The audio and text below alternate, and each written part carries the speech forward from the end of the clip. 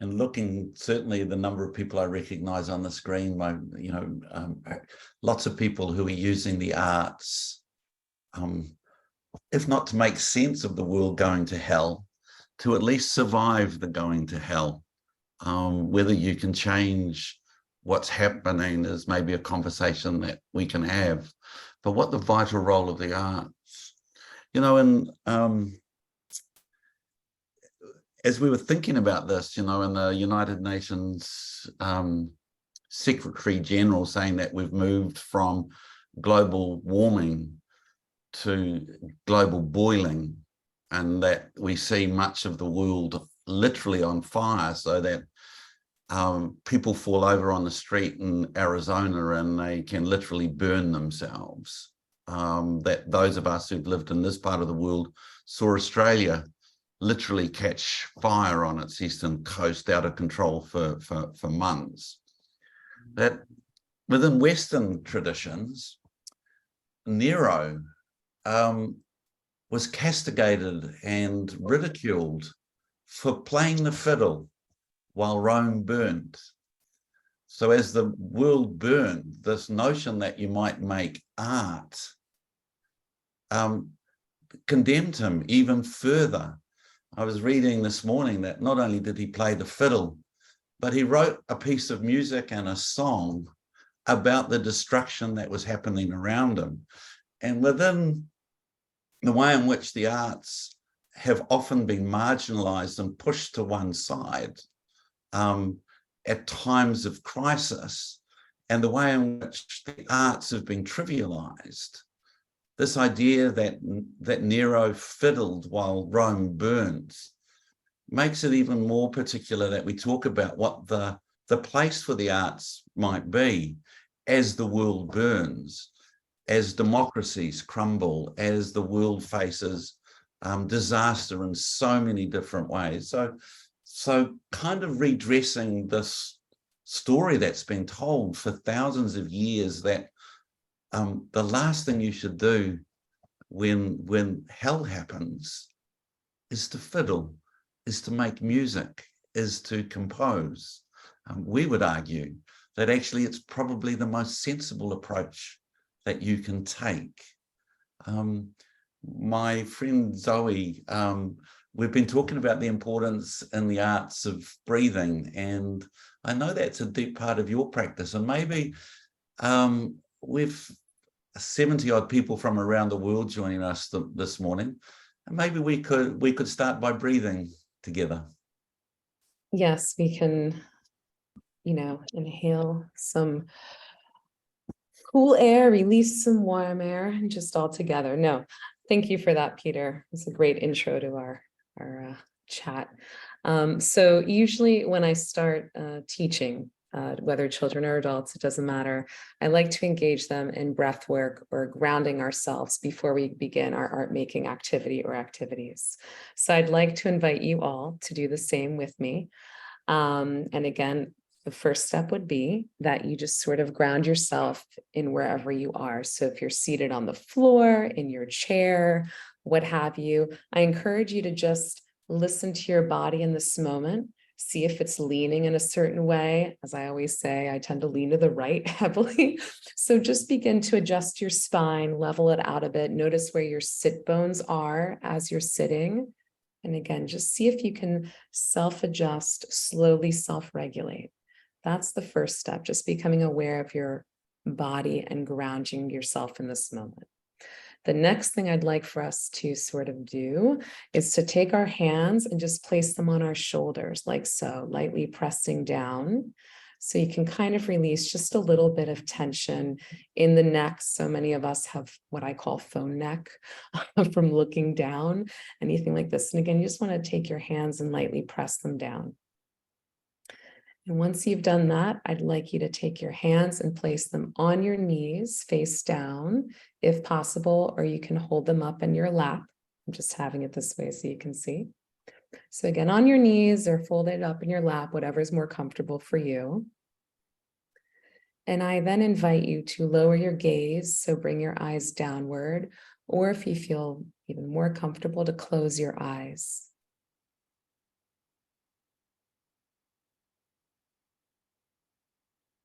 And just begin to notice any sounds that may be around you in this moment. And just acknowledge them.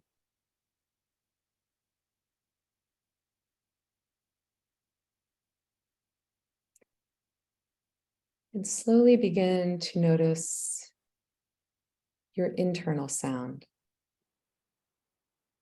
your breath, and your life force.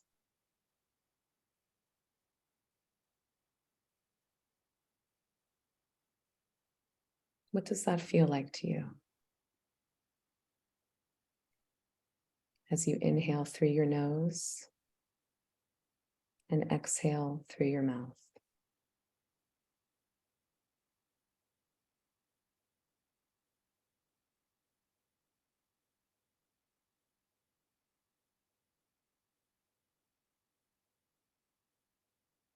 Notice the breath when you inhale through your nose, the coolness, and as you exhale, its warmth.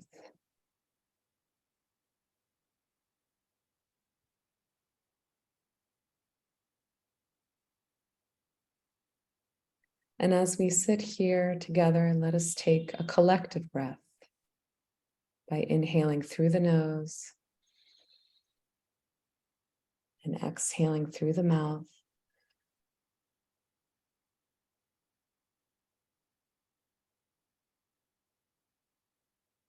And let us slowly begin to bring attention back to our body by wiggling our fingers, our toes. And when you feel ready, you may raise your gaze and open your eyes.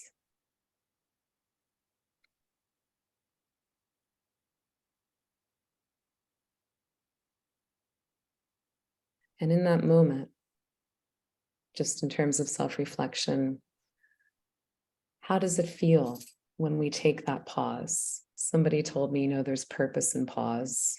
Somebody said this a long time ago. So whenever, we start these things, whenever we might feel overwhelmed in life or uncertain, we can always remember that our breath can take us back to a grounding, to an understanding of the self, even if it's a minute, if it's 5 minutes. It can also come from you. So it's sort of that internal recognition, that internal stabilization we all have.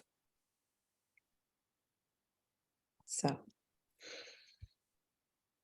Kia ora, Zoe. There's something about the arts, I think, that help us pause. And life seems to be constant, just this hammering of different things, minute by minute by minute. And whether you go into yourself through music, through dance, through the visual arts, through weaving, through all sorts of different practices, that capacity to notice yourself in the midst of that might be a really important gift we give each other when the world seems like it's imploding on itself.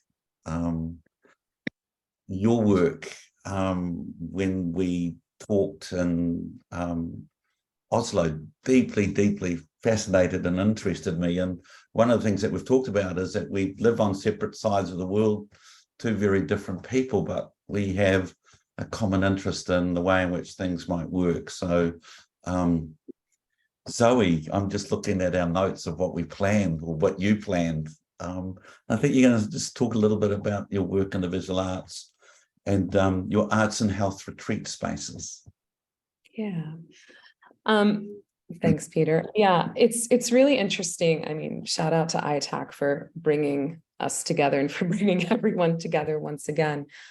I think, of course, I'm just going to speak on the aspect of visual arts, even though performing arts, literary arts have impacted my life personally, just as an audience member, as an observer, but as a visual arts, or I should say visual artist practitioner in a way.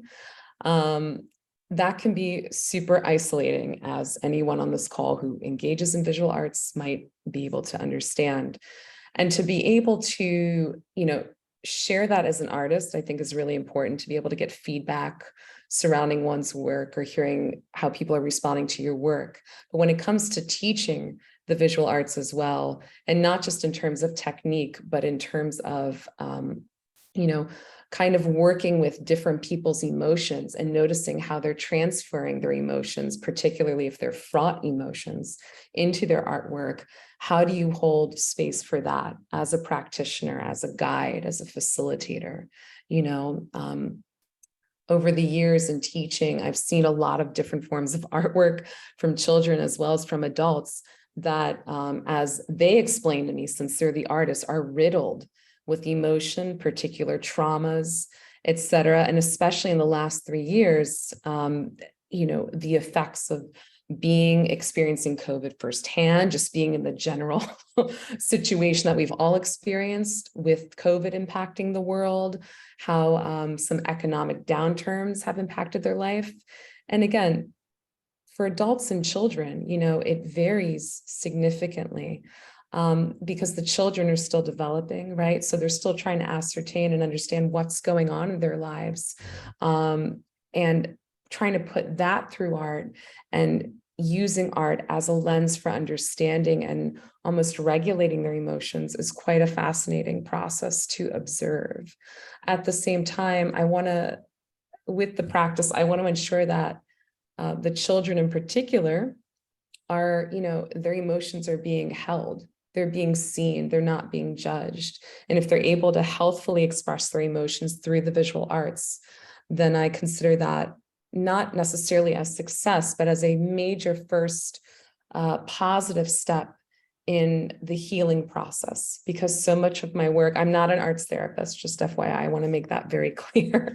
But so much of the work revolves around elements of healing, taking human emotion and placing that through art.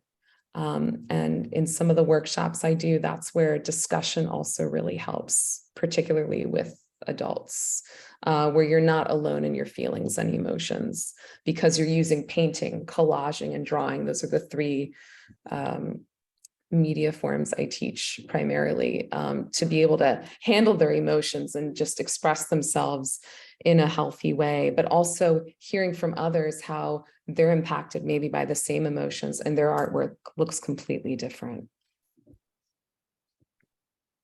Thanks, Zoe.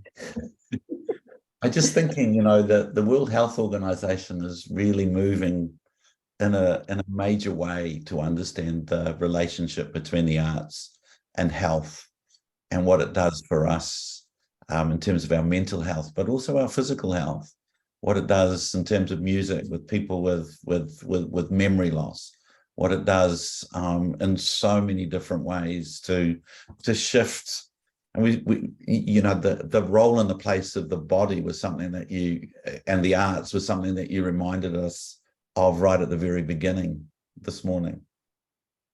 Yeah, and it made me realize, again, visual arts is just one component, right? But performing arts equally is such a vessel for self-expression, because we're using the body to, just display certain emotion, but also it can be very collaborative. I mean, visual arts can be collaborative, of course, but performing arts, theater, dance, musicality, playing in an orchestra, playing in a band, whether professionally, whether for fun, the incredible benefits that can come from that experience, or just having that experience throughout your life.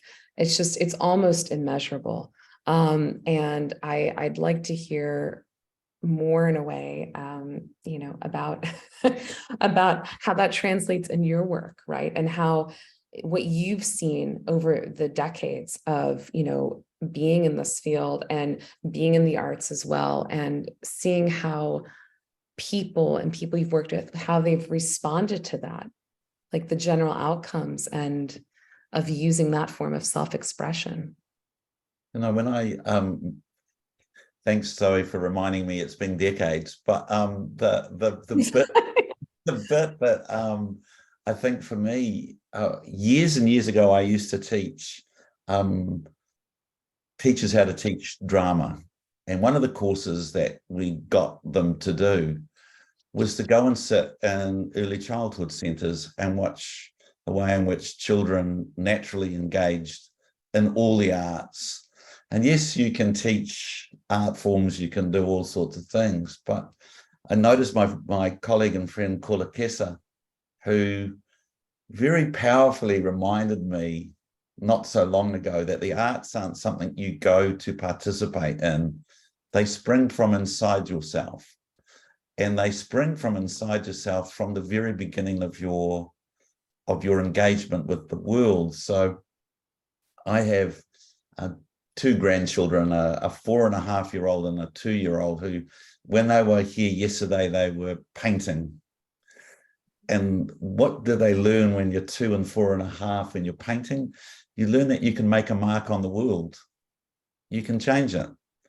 Once you put a mark on a piece of paper, your world is different. The world is different. It's not the same than it was before. And understanding that you can put your own personal mark on the world, it's priceless. It's absolutely priceless that you can do that.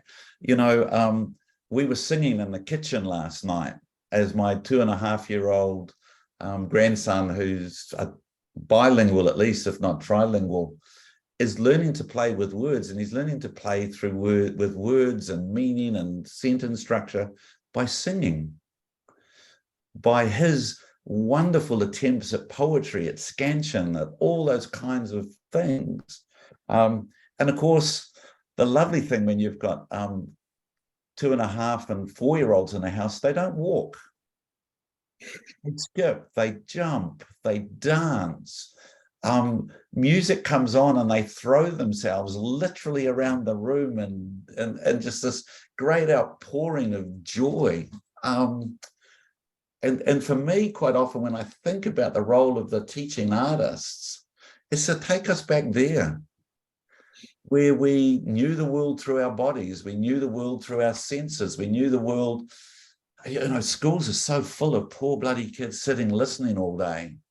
One sense, trying to make sense of the world through listening to some person at the front of a room or something, whereas watching that joy and that energy. So the other thing, of course, is, you know, that what all kids do is they use this notion of the imagination and pretend.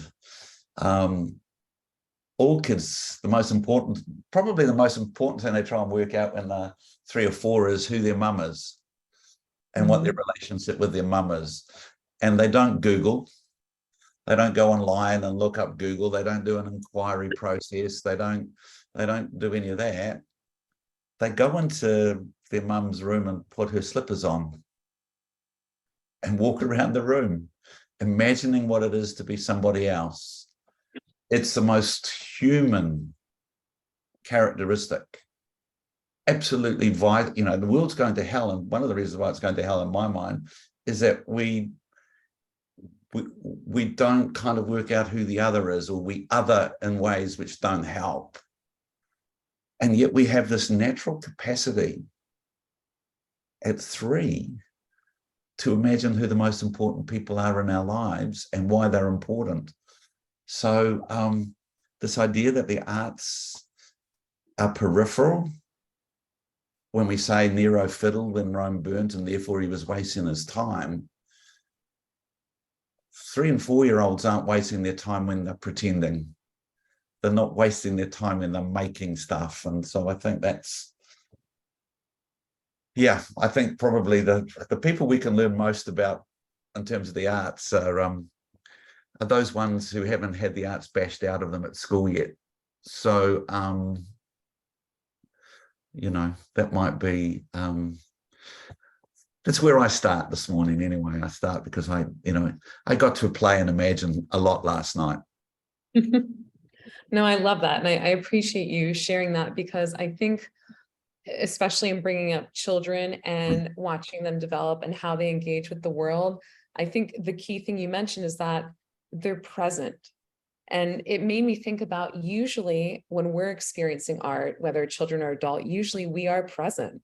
We have to focus on the experience. It's just kind of the integral part of being and experiencing the art, whether it's looking at a painting, whether it's listening to a band perform or watching a play, being part of a drum circle, or simply observing it. You're kind of in this collective field and this energy of, I'm here, I'm present, I'm in the now, I'm absorbing the sensory information. And maybe it's why it almost takes us back to feeling like a child. We get excited or we get scared. Maybe the music is freaking us out a little bit, or a painting we don't like just gives us elicits a very negative response, but yet it's still a response in the present. And I think that's a really, in you mentioning that and observing your grandchildren and how present they are and how present children generally are, I think that that's a really interesting thought, and how usually, again, whether children or adult, we're present when consuming, when viewing, when participating, when being a part of the arts. So that might be something to, considering everything is recorded now, including this call, like we can watch things over and over again. We can, be present in 3 different parts of the world virtually, consuming this concert in Dubai while simultaneously reading this ebook from wherever. I think there's something to be said though about focusing and just being in the moment, and how that takes us back to childhood with that sense of thrill and the unknown and the possibility. I think the possibility of greatness. It's like you said, when they put that first mark on the page, right? That means possibility. You've opened up that box, it's like, okay, cat's out of the bag, literally. I made that first mark. I can now exhale.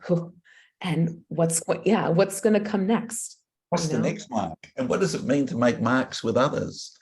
And that's the great joy, isn't it? The other thing that kind of strikes me is that, as teaching artists, we connect into this idea that knowledges from the past are carried to us on the marks that our ancestors have made on the land in which we live. So that's the other really exciting kind of thing at the moment, where the grandkids are learning the family songs, the songs that have been passed down, the lullabies which are carried, the ways in which things are done, the string figures that have been taught and carried down from generations, and sort of what that means. So that, well, it's in the body, but our body's imprinted by the past as well. So this notion of making art while the world goes to hell seems to me to be the most logical response that you can have. What is it Bob Dylan says, the sanest response to the world is to be insane. And I kind of think maybe that's where we've got in so many ways. Yeah, and I'm thinking of like a particular almost present day. It's 1968, but relatively recent in the grand scheme of human history, and how that year, there were strikes all over the place, civil unrest in Europe and North America, et cetera. Like the world was changing, social order was changing, the free love movement, all this stuff, music was changing. But there was response to that. The arts came about because something had to be released, something had to go. And all these musicians and artists were responding to that. Same with the Spanish Civil War. You had people like Picasso who were up and coming and responding to war through art. And I mean, talk about the world going to hell. War is an interesting example as well. Just literally possibly being consumed in flames, and responding to that through an artistic process. The other thing I was thinking about, Peter, this is sort of a seg, was how you kept mentioning Nero and the fiddle in Rome. I was also thinking about, when the Titanic was going down, the infamous story that's been passed on about the musicians playing until the very end. as a form of comfort. I mean, these are the interpretations, as an homage to their lives slowly ending. And what did they choose to do? They chose to perform. They chose to make art in this sort of very harrowing time. And I think it kind of relates to our discussion in that when these dire, unprecedented things are happening around us, maybe it's not a question of how should we respond, but how will we respond? How will we respond through art? You know, what can we do? Yeah. And the Ukraine at the moment, the site that they have for poetry keeps crashing. It keeps crashing because the upsurge in poetry across the Ukraine since the start of the war is something perhaps people mightn't have expected. But where do people turn? How do they turn? What is it, as you say, that gives solace, that gives comfort? You know, I was working in a school the other week, and we were doing some work, and I said to the kids, I asked these 11 and 12-year-olds, what songs do you listen to that help you cry? And it was fascinating. Every hand nearly went up in the room going, oh, I listen too. And it wasn't a goth kind of a response, but this notion that sometimes what music also does allow us to do in particular is access those parts of ourselves that we keep hidden and away from ourselves, but we use them to access those most inner parts. There are songs that I listen to, the soundtrack of my life, that take me back to my father, to my mother, that take me back to my grandparents, that take me back to moments in my life that were either so joyful, I'll weep with the joy of remembering. See, that's the Irish thing. We love to listen to music to make ourselves cry. So I don't know if everybody has the same sense, but this notion that the pathway is opened. You know, here in New Zealand, there's when we come onto the marae and you listen to the kaikaranga, the call that brings everyone together, there's a note. And people have done some PhD research on this note when the call comes to bring people onto the marae, onto the meeting place. And I don't think there's a human alive who can't feel it in their vagus nerve, who can't feel it just shift and shake through their whole body. It's really quite, it's quite extraordinary in terms of its impact. And we know, you know, I'm a performing arts person, but I know the deep, deep importance and power of music. And I know, you know, there's good musicians online like Jeff, it's not too far from where you are, Zoe, who I think deeply understands that notion of how the arts work. Yeah, and they work because, again, it makes us, the individual, feel something quite unique. Like no one is going to feel exactly as we feel. I mean, like exactly as we feel when taking in art. Right? We all might be able to relate to that feeling, but there's that specific, unique feeling that comes from, as you were mentioning, our life history, us being there in that moment, you know, absorbing this thing, whether it's a painting, a piece of music, whatever. And that is our intimate, interpersonal, unique solo connection. That's one part. And then there's that group aspect, that community aspect of, oh God, remember when that song came out and that band was touring and then there's that community aspect of like, oh gosh, I remember, you know, seeing that painting with my class and we were just in awe and we were trying to figure out how he or she painted this. And then it's remembering that collective experience. So it's quite fascinating how, you know, for example, in discussing this, like how we have our own experiences relating to art, but then there's this interesting collective experience that emerges that can be very unique, overwhelmingly positive for the most part, even if there's sadness intertwined with it, but it's because inherently we're together, we're acting as humans, we're finding the joy and creativity. And it's something I've always wanted to promote, is that, you know, with creativity, there can be empathy. That's what makes us human. We're not robots for a reason, right? To have that empathy, to have that understanding, even if it's cross-cultural. You know, if I'm witnessing a dance performance from a group in Ghana, what's happening to my brain is, wow, I'm really loving this for what this is. This is a beautiful moment coming from this particular culture and country within this experience. Simultaneously, I'm thinking about, you know, being of Greek descent and listening to the beats, hearing the instruments, seeing how they're moving their feet. And I'm comparing it and saying, wow, that could be somewhat similar to what I was raised with growing up with. And it's not a competition or anything. It's just like, wow, we're so interconnected in this world through dance, through the art, that even though we're dancing somewhat differently, there's this common ground I'm feeling here. You see what I'm saying? So it's like, there's that personal part, and then there's that collective part, something that makes us feel more connected to each other, based on that art experience, which I think is almost as powerful, if not more powerful, than the individual feel toward it.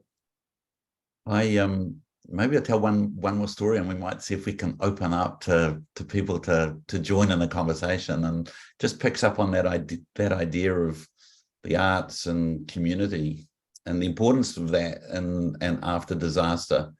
One of the most powerful memories I have is the day after the terror attack on the mosque in Christchurch, where 35 New Zealanders were murdered. The country went into shock.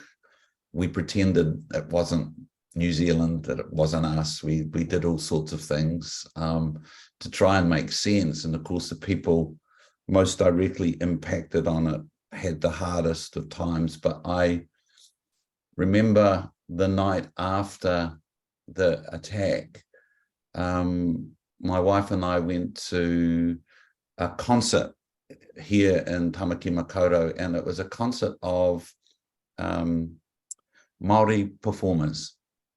And the night started with kaumātua coming out and offering karakia, prayer. And there's about 2,000 of us in the audience. And at the end of the prayer, he asked us to stand and sing. And there's a hymn, Whakaria Mai, which is based on an English hymn. And I think most New Zealanders know the hymn. And we stood and we started really a little bit uncomfortably, and I'm not a very good singer. So I kind of started by just mouthing it and just kind of being caught up in this extraordinarily beautiful music. And I just remember the music allowing us to weep together, that the arts had provided an opportunity for that weeping. But there was this other thing that was happening, which is about building community.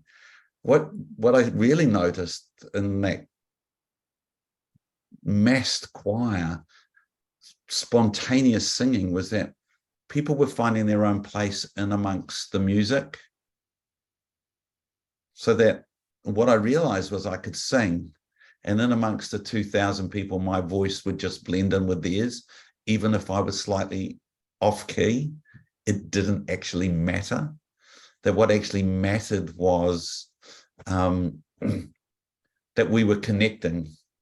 We were connecting in the room, but we somehow seemed to be connecting to those grieving in Christchurch and grieving those who had gone.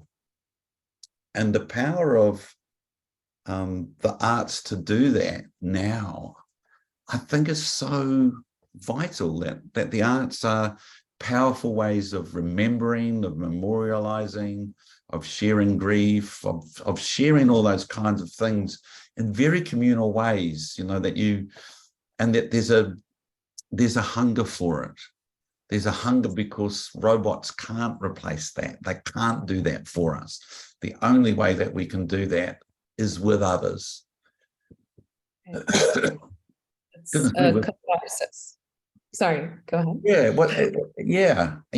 And we understand that outpouring of emotion through the arts is the form allows that to happen. And what was extraordinary about that, it wasn't planned. What we did was determined by the kinds of protocols that one would expect in that place, that we would do that together, and we would do that to remember in that place together. And I think that's what that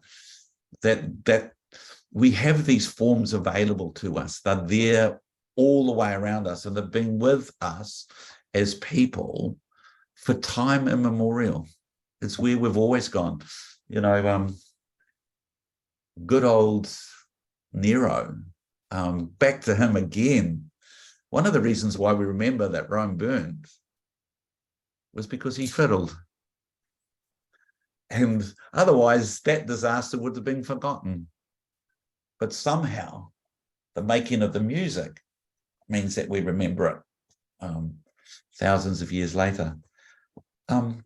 There are so many wonderful people on this. It's a roll call of wonder, really, just stunning people on this call with us. We went for longer. We said we'd go half an hour, didn't we, Zoe? And we went 40 because that's just the way, I just love chatting with you. I remember that. ITAC, it's just kind of like, wow, how cool is that? And that's the great joy. So this is an ITAC event, ITAC, International Teaching Artist. Never remember what the C stands for. Collaborative. There you go. I got it, Maddie. Sorry. It's a group of artists from around the world who recognize and understand the power of the arts for social change, social justice, all those kinds of wonderful things. And they're here. And they have extraordinary experiences. And part of ITAC is this. Bringing people together to have these kinds of conversation. We'll talk about how we're going to do that in Tamaki Makaurau next year a little bit later. But Corrine, do you know how to manage this whole thing when you got this number of people? Yeah, sure. How do we do it? How do we just allow anyone who wants to just to talk? Is that how it works? Yeah, I think if you want to speak, you can raise your hand. I think Joanne has already raised hand, so Joanne can go, and I'll moderate that for you guys. Thanks. Welcome, Joanne. Sounds great. Thank you. Hi, Juan. Hello. Well, my name is Juan. I'm greeting you all from the wonderful Ecuadorian highlands. I really enjoyed the tone of this conversation. At the beginning, it was pretty philosophical, and I really enjoyed that sort of academic tone. So I actually wrote down 2 questions. And the first one that came to mind is, what if the world has been going to hell for eternity?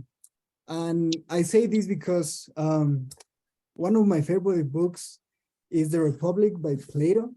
And, this text is more than 2,000 years old. And it seems to me that Plato is giving us sort of like the recipe to create citizens, like these warriors that will defend their cities. He talks specifically about 3 main categories, cultivating the mind, the spirit, and the body. And the spirit is pretty much cultivated by the arts. And I don't know, I was lucky or privileged enough to study arts in the US, but I've been living in Ecuador for the last 7 years. And I see the difference in the living conditions, how the government manages everything here. And living in Ecuador is a pretty extreme sport. It's very interesting here because you have to survive, on a day-to-day basis, regardless of global warming or COVID. People are used to this hardship of living. I was teaching design at the university for a while, and you know, my students, sometimes they didn't really have food for transportation, or sorry, money for food or transportation. And you know, the art students here, they're not really looking for a solution itself to create a better world, but they see arts much more as a personal practice, something that gives them a ground, you know, to stay alive, to have a motivation to live, rather than just, I don't know, trying to survive in the system here in Ecuador. And then the second question that comes after that is that if we believe in afterlife, you know, because like, well, what if the world is going to hell right now? Why are we still practicing the arts? Why are we still engaging in the creative process? And it seems to me that what we're doing doesn't really respond to an economic system. It doesn't really matter. And I say this because I remember the closing ceremony in Oslo, Peter, I think it was Peter actually who read this poem. And this poem really touched me. It was like a welcoming ceremony, or it was like a ritual of passage for the next ITAC in New Zealand. And that really touched me. And it seems to me that was coming back to this conversation of if we believe in afterlife. To me, that was pretty much the example of art going into a different life. That was the end closing, the ceremony closing for ITAC. But to me, that was the beginning to make new decisions and stop working as a professor and actually dedicate my time to my creative practice. So yeah, I think the creative practice of art goes beyond I don't know, this media phenomenon that we have from time to time. You know, it might be war, it might be global warming, but it seems to me that we have a bigger purpose, which is existence itself. And seeing from there, it's much more, yeah, compelling, much more beautiful, much more thriving, actually. Yeah, those are the ideas that came to my mind while I was listening to your conversation. Thank you. Thanks, Juan. That's Zoe. fine. Do you like me to? Yeah, did you notice why I just kind of pitched you in it? Well, shout out to Plato. You know, in thinking about have things always been this way? Probably, yes. I think somebody did research, like the worst year in the history of humanity was like 500 something. There was like crazy natural disasters, plague, famine, all sorts of things around the world. Somebody came up with this thought, right? Or this analysis. I think it's interesting, you know, because Juan, you're talking about it from, you know, the standpoint of being in Ecuador, and I'm talking about it essentially from being in the United States on the East Coast in a certain type of city. You know, Peter's coming at this from the New Zealand angle. We're trying to, you know, sort of espouse our experience where we're coming from in assessing all this, right? We're figuring it out, trying to analyze what's happening. I think maybe because we're hearing about so many issues all the time, given our informational framework we have now, which is a constant, just hearing mostly bad news nonstop. And, you know, we know bad news sells. So, you know, how do we handle that? And is that actually new? Maybe we're just hearing a lot more bad things again through the informational channels and frameworks.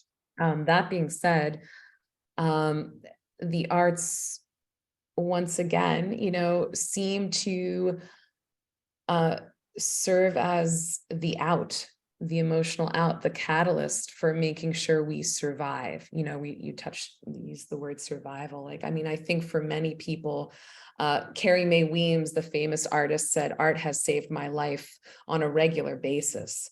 And, you know, how many people can relate to that phrase?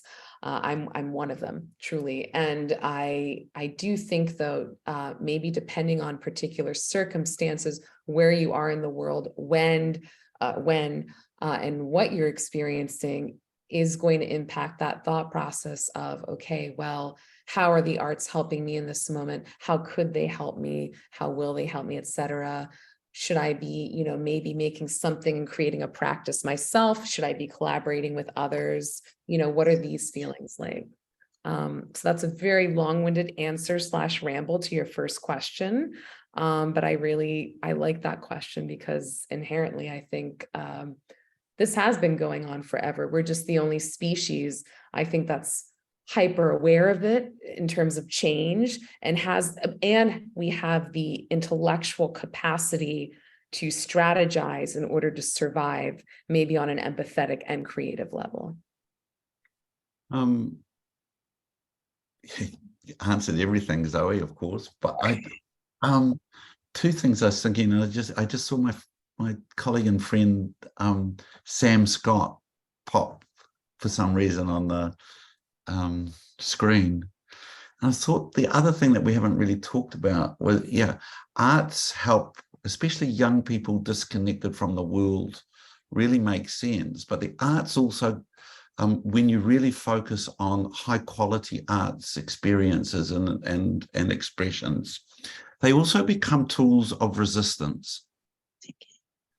And I think that's really important too, that the politics of our times demands a political response, and the arts can be and are a deeply important space for resistance. I'm not a great fan of a capitalist system that strips humanity from people around the world. And one of the ways that you can speak back to that, it seems to me, is in and through the arts, and the arts give you the tools to speak back. And my friend Jean Taylor will not mind me quoting Maxine Green. The arts make us awake to the world. And actually, one of the things about our current politics is that they're determined to numb us. They're determined to make sure we don't really notice the truth.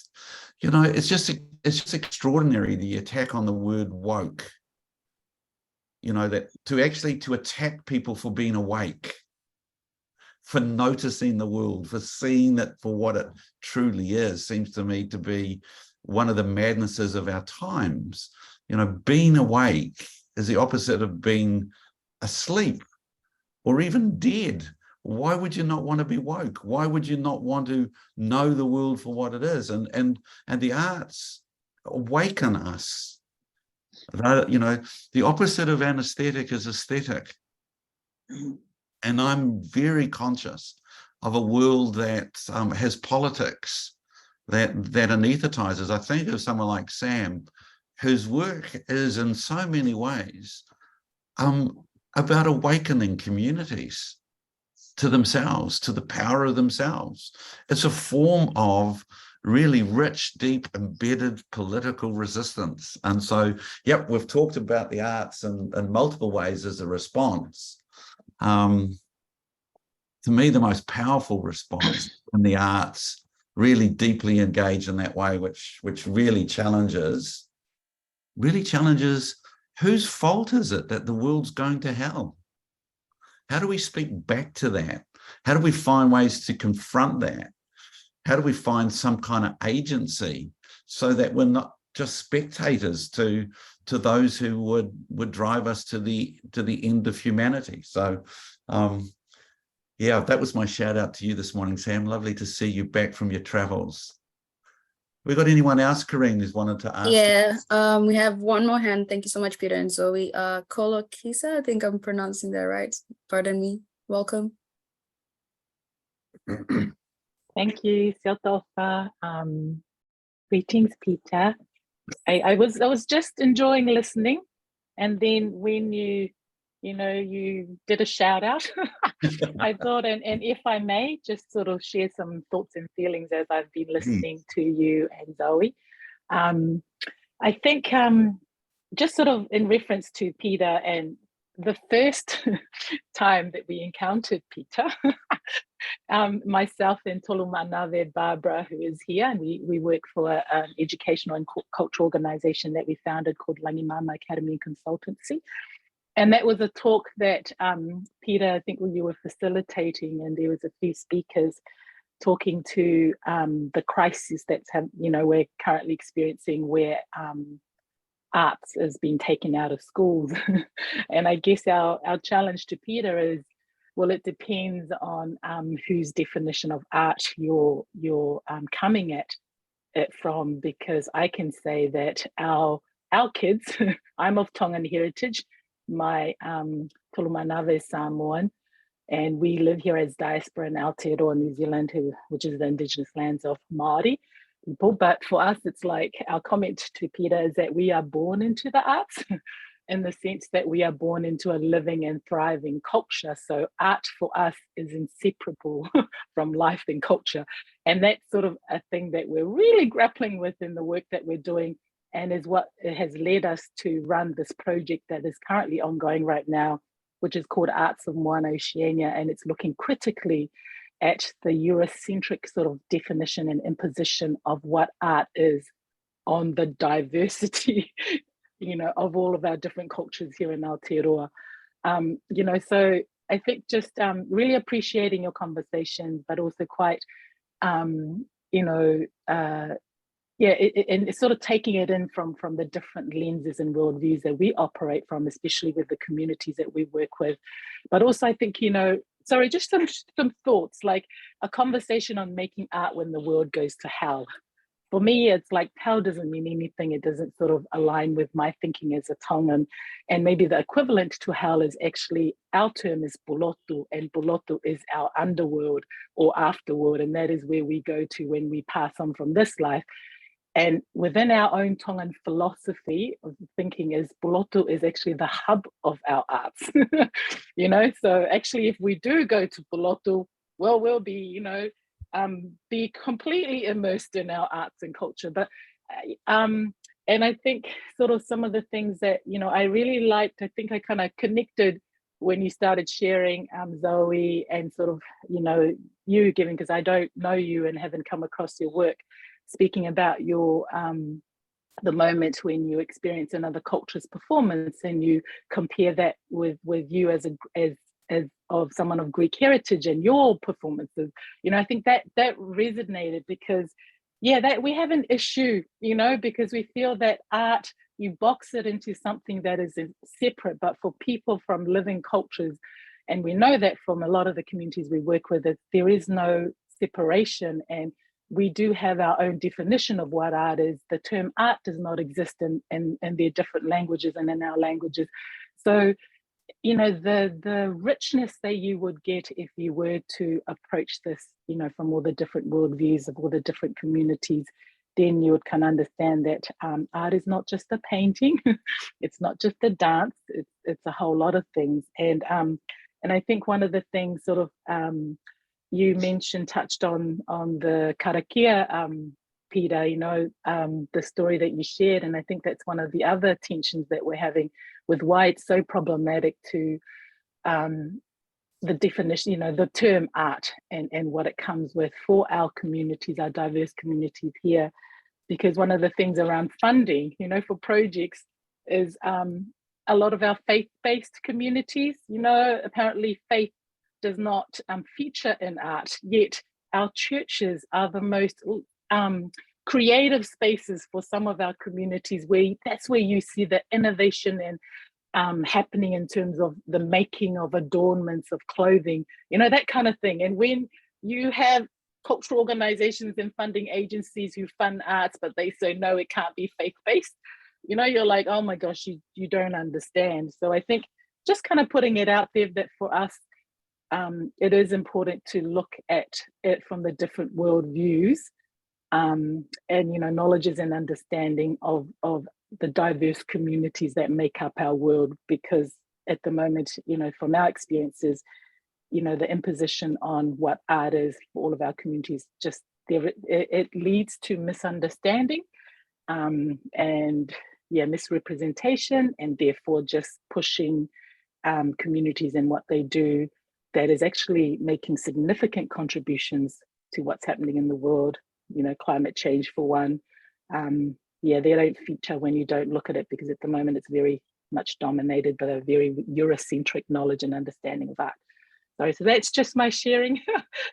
Thank you, and thank you for the Talanoa this morning. Oh, kia ora, Thank you. Professor. I wouldn't have expected anything else but some more challenges this morning. You know, the wonderful thing that maybe this is the perfect segue to ITAC 7 in Tamaki Makaurau next year.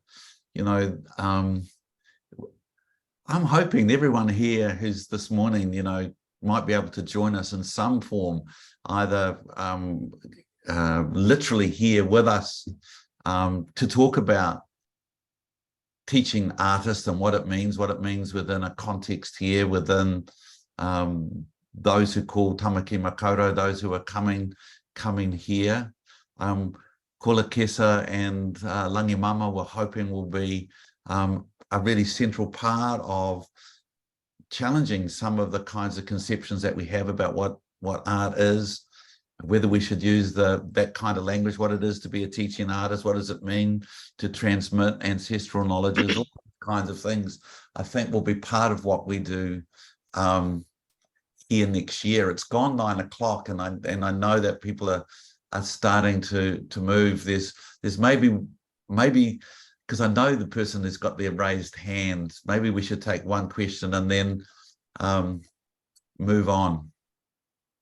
Start our day for those of us here, and the sun is shining. My God, I just looked outside and the sun is shining here in Auckland, which those of you who know anything about the bloody climate change in Auckland, it's like, oh, and it may only last 5 minutes. You wanted Deborah to ask you a question. The dates for ITAC 7 are September 5 to 7. I think that's right, isn't it, Maddie? I should know. I'm convening it. 5 to 7, 2024.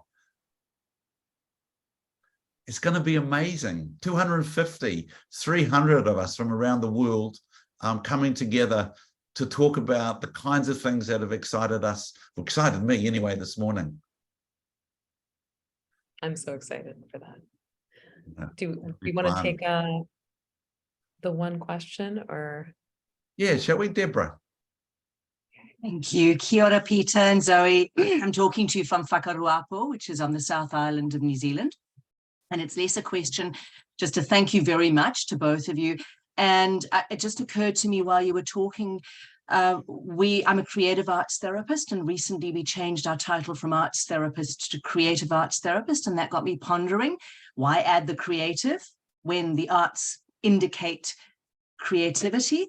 And what it's allowed us to do is really talk more fluidly about the inner life of creativity and the outward expression as being interlinked, but at the same time, sometimes separable. So when the world collapses in on the arts and pulls the outward expression away from us, then it gives us an opportunity to really push at this from a creative internal space. And I'm really curious about how imagination can be nurtured and explosive and tricksterish, even when the outward expression of the arts becomes embattled. And is that an opportunity for us to really grow at that creative element and find different ways of expressing it? So that's my curiosity and my invitation.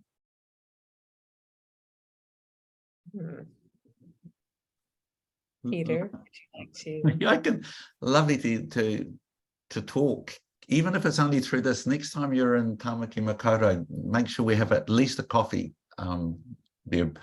For those of you who don't know, Deb does extraordinary work, a beautiful scholar and practitioner. I'm reminded that John Dewey, you know, we'll take it back to the United States, you know, who's a great philosopher, who said the arts train the imagination. You know, for Yeats, it's about an Irish poet who talks about the arts, that there are so many, how does he say it?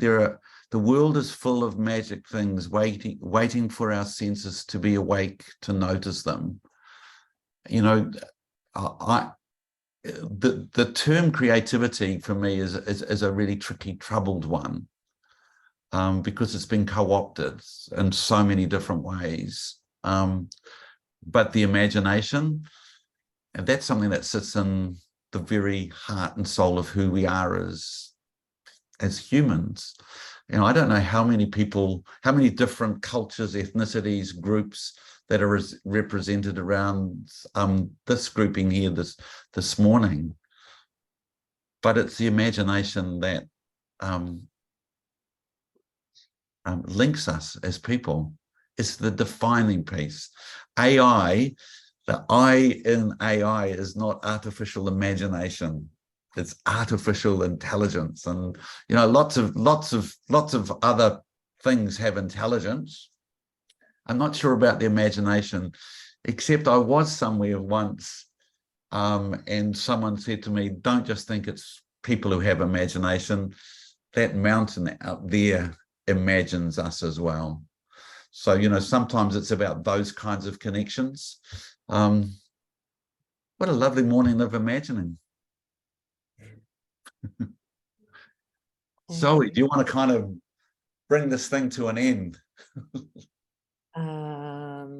Well, I think, you know, in terms of in discussing creativity and imagination, the arts, you know, I of course want to thank everyone for joining and really being part of this conversation, because this is what this was. It was a meeting of the mind, so to speak, like heart, mind, body, and soul. I mean, we're all in this line of work, if we even want to call it work. We're all in this line of experience, I would say, because it doesn't just do something for us, it does something for others. I mean, let's face it. And to be able to collectively bring together so many people through so many creative nuances of life. Again, just if you want to look at different art forms, etc., but also coming together collaboratively. You know, we talk about ITAC, it's a collaborative. We're in this together. So, you know, as Peter keeps saying, and as I'm going to start saying now, to be able to come together at ITAC 7 in New Zealand next year, I think would be such an incredible opportunity to continue the conversation, you know, and see what has transpired from now to then, you know, going forward. And maybe we'll have new insights, new experiences, new revelations that we can share together. Thanks, Zoe. And I see Madeline, the wonderful, the inimitable, the stunning Madeline McKirk, who kind of, yeah, people are clapping you, Maddie. That's just wonderful this morning, has put up the ITAC 7 website. If you've never had New Zealand wine, this is your opportunity. When you come down, there'll be plenty of it. There'll be beautiful food. There'll be lots of laughter. There'll probably be some tears. I can guarantee there'll be the full range of human emotion that we'll play with. We'll enjoy each other's company. We'll try and make sure that we get something that, for those of you coming to the beginning of the world, which is where we live in Aotearoa, is a long way from you who live at the end of the world. So we will sort of attempt to bring you here virtually in some ways as well. Travel safely through the rest of today. I'm just enjoying on my screen, I've just got you all up. Tiny little thumbnails of people all over the world who are fascinated by and deeply engaged in the notion of how we make the world. We imagine it differently. Nō reira,